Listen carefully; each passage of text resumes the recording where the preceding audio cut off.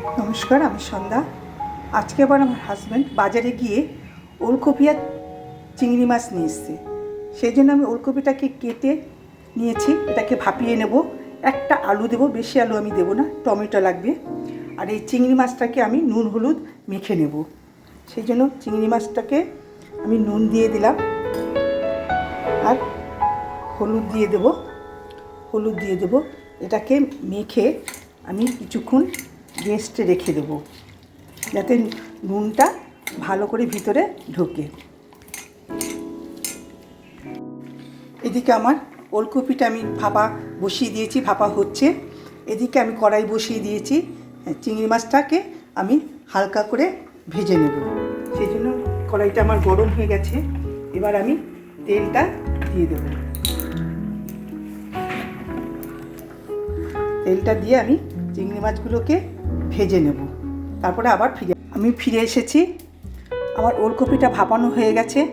এবার আমি একটি পাত্রে ওলকপিটা নিয়ে নিয়েছি, দিয়ে দেবো এর মধ্যে আলুটা, যে আলুটা আমি কেটে নিয়েছিলাম সেই আলু দিয়ে দেবো। আমি একটা টমেটো কেটে নিয়েছিলাম, সেই টমেটোটা দিয়ে দেবো। আমি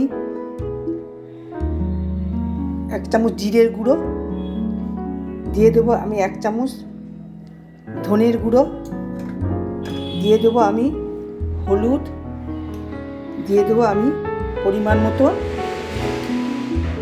লঙ্কার গুঁড়ো, নুন, লবণ আর একটা তেজপাতা দিয়ে এবার এটাকে ভালো করে আমি মেখে নেব। বন্ধুরা, আমি মিক্স করে গেছি।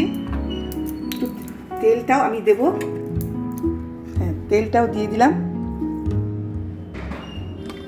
তেলটা দিয়ে এবার আমি ভালো করে এটাকে মেখে নেব।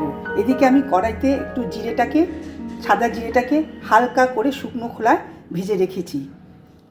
এরপরে আমি মেখে নিয়ে আবার ফিরে আসছি। আমি ভালো করে মেখে নিয়েছি।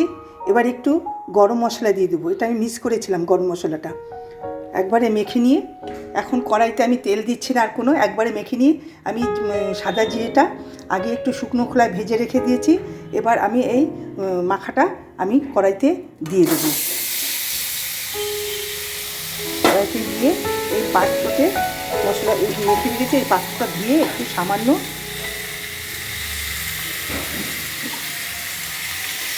জল দেবো, বেশি না। এবার এটাকে ভালো করে আমি কষাবো, ভালো করে এইভাবে আমি কষিয়ে নেব যতক্ষণ সুন্দর গন্ধটা না ছাড়ে। বন্ধুরা, আপনারা এইভাবে করবেন, দেখবেন। আমি আদা ব্যবহার করিনি আর কাশ্মীরি লঙ্কাও এতে ব্যবহার করব না। আমি যেহেতু চিংড়ি মাছ দিয়ে করছি, চিংড়ি মাছ দিয়ে করলে ওলকপি আর চিংড়ি মাছ দিয়ে করলে আমরা এইভাবেই করি, একবারে মেখে বসিয়ে দিই। চিংড়ি মাছটাকে হালকা করে ভেজে নিই আর এইভাবেই আমরা করি। এবার আমি ভালো করে কষিয়ে ঢেকে দেবো। তারপরে আমি আবার ফিরে এসেছি। এবার ঢাকনাটা খুলে দেখব। আমার কষানোটা হয়ে গেছে, দেখুন তেল ছেড়ে দিয়েছে, সুন্দর করে তেল ছেড়ে দিয়েছে। এবার আমি পরিমাণ মতো জল দিয়ে দেবো, জল দিয়ে আবার ঢেকে দেবো। যেহেতু চিংড়ি মাছ দিয়ে আমি একটু ঝোলঝোলি রাখবো। দেখুন, এরপরে আমি এটা ঢেকে দেব। ঢেকে দিয়ে আবার 10 মিনিট পরে ফিরে আসবো। ফিরে এলাম 10 মিনিট পরে, ঢাকনাটা খুলে নিলাম। এবার চিংড়ি মাছটা দিয়ে দেবো। চিংড়ি মাছটা দিয়ে ভালো করে নাড়িয়ে একটুখানি ফুটলে আবার ঢেকে দেবো। হয়ে গেল আমার ওলকপি দিয়ে চিংড়ি মাছের রেসিপি।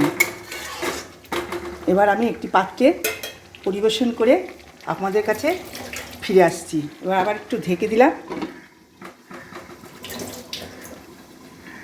এবার দেখুন, আমি একটা পাত্রে ঢেলে নিয়েছি।